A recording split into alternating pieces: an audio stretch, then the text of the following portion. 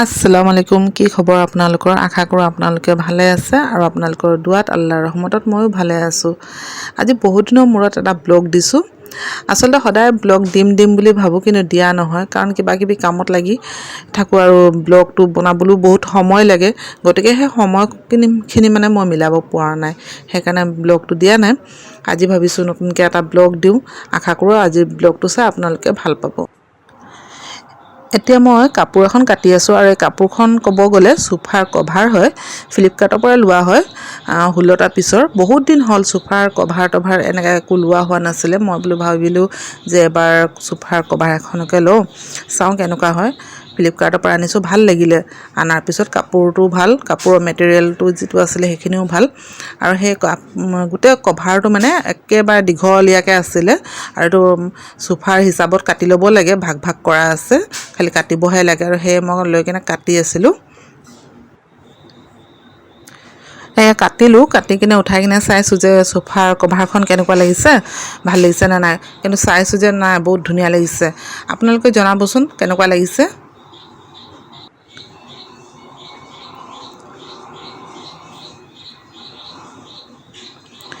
এয়া সোফাৰ কভাৰখন এনেকুৱা আহিছে, দীঘলীয়াকৈ আহিছে, একেবাৰে 16টা পিচ একেলগে জইন হৈ আছিলে, আৰু এই মাজে মাজে যিটো বৰ্ডাৰ দিয়া আছে সেই বৰ্ডাৰ মতেহে কাটিব লাগে, চাইজ বাই চাইজ কৰি কিনে।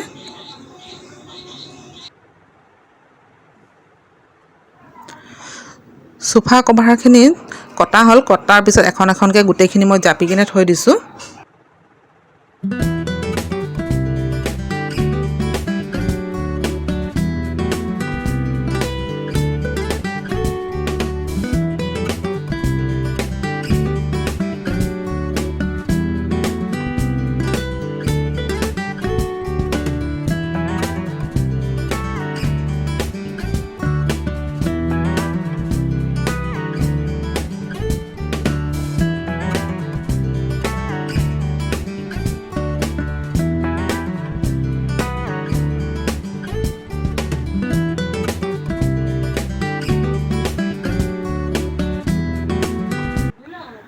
আৰু এটা কথা ক'ব পাহৰিলোঁ নহয়, সোফা কভাৰখনিৰ লগত কুশ্বনৰ কভাৰো লৈছিলোঁ, আৰু সেইখিনি মাক দিছিলোঁ লগাবৰ কাৰণে। এতিয়া ভিডিঅ'টো চাওঁতে মনত পৰিছে।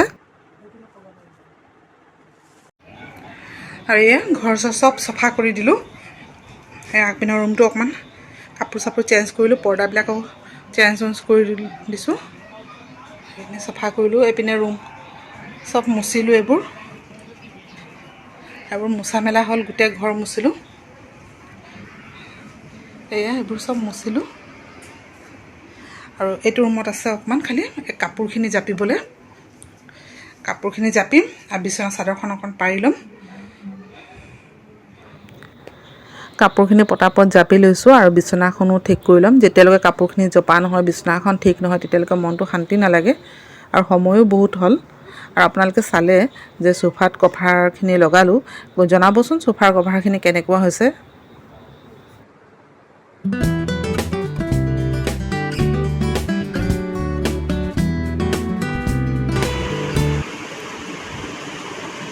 এয়া বিচনাখনো চফা কৰি ল'লোঁ, আৰু কাপোৰখিনি জাপি মেলি সোমাই থ'লোঁ। আৰু ইয়াতে দুটা থৈছোঁ। এই মেক্সিটো অলপ ফটা আছে, এইটো অকণমান চিলাম, আৰু গা ধুই কিনে আহোঁগৈ, বহুত গৰম লাগিছে এতিয়া। সোফাত নতুন কভাৰখিনি লগোৱাৰ পিছত সোফাৰ লুকে একেবাৰে চেঞ্জ হৈ গ'ল। এনেও কিবা নতুন বস্তু লগালে ভাল লাগে, ৰুমবোৰ চাই কিনে ধুনীয়া লাগে, আৰু কিবা নতুন লাগি থাকে যে, সেইকাৰণে বেছি ভাল লাগে চাগে।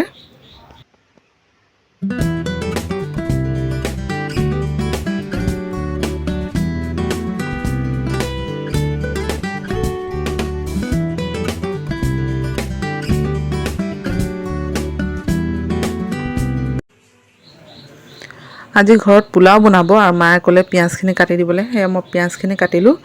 আৰু পোলাও তৰকাৰী বনোৱা হ'লে সেইখিনি শ্বেয়াৰ কৰিব নহ'লে, আচলতে সময় নহ'লে, আৰু মোৰ মনতো নাই ভিডিঅ' কৰিবৰ কাৰণে। অকল পিঁয়াজখিনি কাটি থাকোঁতে অকণমান ভিডিঅ' কৰিছিলোঁ, সেইখিনি আপোনালোকৰ লগত শ্বেয়াৰ কৰিছোঁ।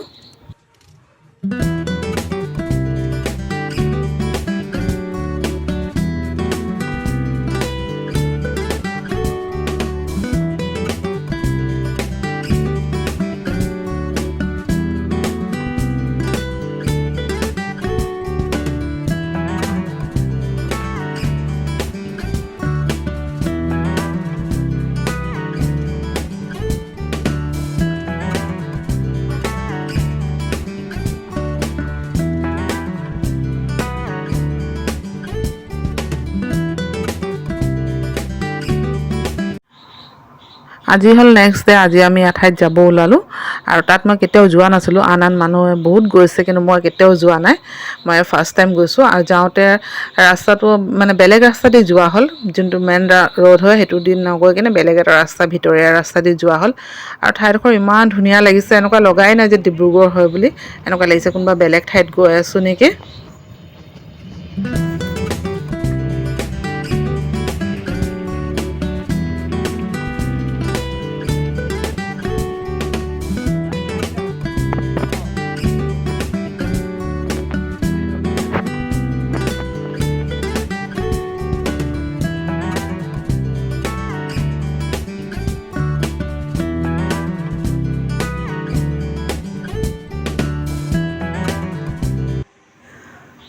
আৰু এয়া চাওক আমি আহি পালোহি।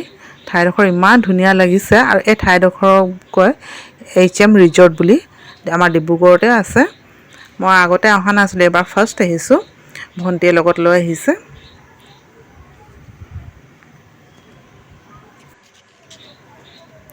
সঁচাকৈ আহি ইমান ভাল লাগিলে, মাইণ্ডটো ফ্ৰেছ হৈ গ'ল।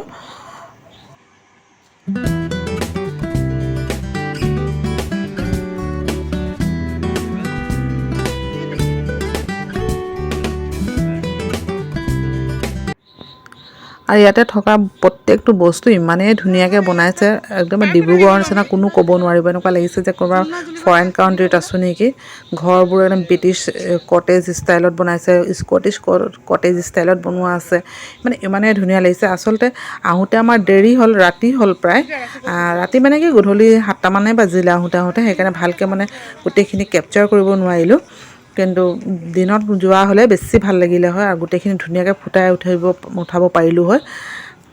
আৰু এদিন যাম বুলি ভাবি থৈছোঁ, দিনতে যাম গ'লে।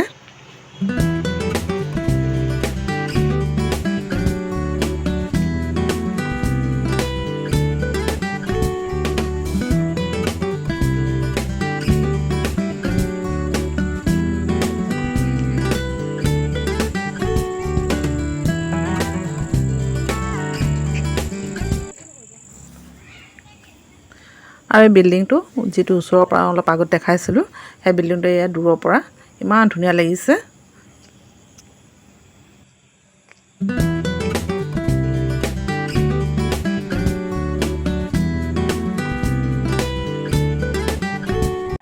ভণ্টিৰ ল'ৰাটোও লগত লৈ গৈছিলোঁ আমি, আৰু সি এইবোৰত উঠিবৰ কাৰণে ইমান ভয় কৰিছে। মানে তাৰ প্ৰথম হৈছে আৰু বয়সো তাৰ হোৱা নাই তেনেকুৱা, 2.5 বছৰ চলি আছে মাত্ৰ। মাজে মাজে এনেকৈ ঘৰৰ পৰা ওলাই যাব লাগে, কিমাননো ঘৰত সোমাই থাকিম। ঘৰত সোমাই মানে মনটো একেবাৰে বেয়া হৈ যায়।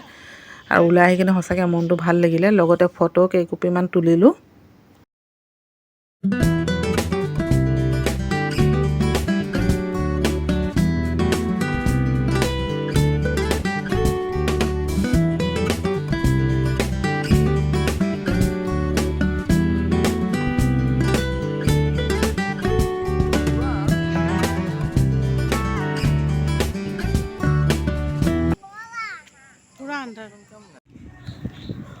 তাতে ওচৰত এখন কেফে আছে আৰু আমি কেফেখনত সোমালোঁ কিবা এটা খাওঁ বুলি।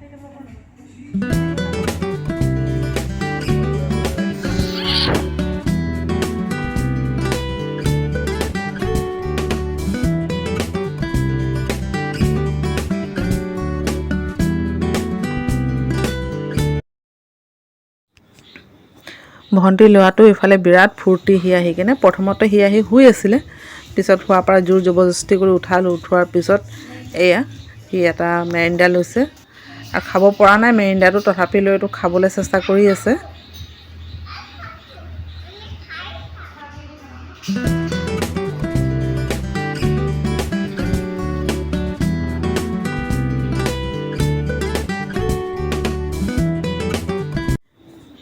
কেফেখনত সোমাই ভাবিলোঁ যে কি খাম ভাবোঁতে পিছত ক'লোঁ যে নহয় কফিকে খাওঁ। এক কফি ল'লোঁ আৰু পেষ্ট্ৰি ল'লোঁ। সেই পেষ্ট্ৰি আৰু কফিকে খোৱা হ'ল।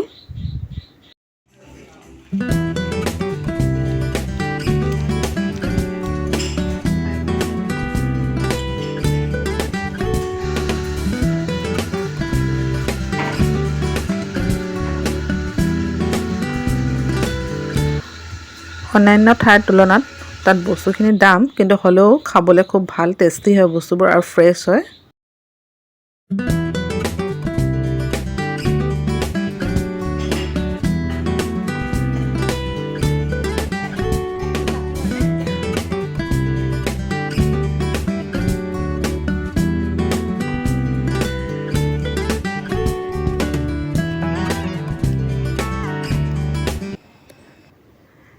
এয়া কেফেখনৰ পৰা ওলালোঁ, ওলাই কিনে তাৰপিছত আৰু অকণমান দেৰি আমি ফুৰিলোঁ, ফটো তুলিলোঁ আৰু ইমান ধুনীয়া লাগিছে। ওলাই আহিব মন যোৱা নাই, এইফালে ৰাতিও হৈছে, নাহিলেও নহয়।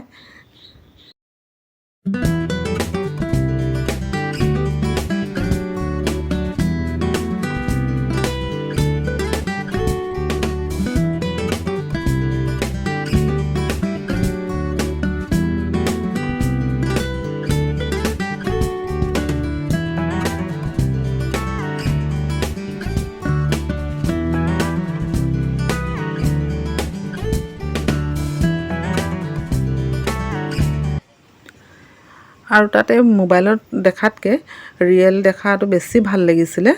আচলতে মোৰ মোবাইলটো ইমান ভাল নহয়, ইমান দামী মোবাইল নহয়, গতিকে ইমান মই ফুটাই তুলিব পৰা নাই ভিডিঅ'ত।